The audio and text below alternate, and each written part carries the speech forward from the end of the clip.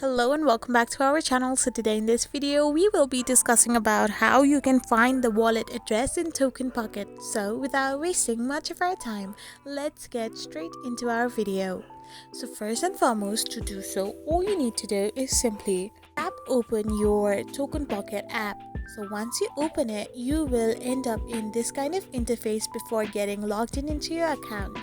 So after you get logged in, hit the receive button on the home screen and you will be redirected to this scanner like icon. So this scanner like barcode is your wallet address for your Token Pocket, which you can share or copy with your friends to receive money from their Token Pocket wallet or any other wallet applications. I hope you found this video helpful, and don't forget to hit that subscribe button and tap on the bell icon as well. We will be back again with these informative videos. Thank you for watching.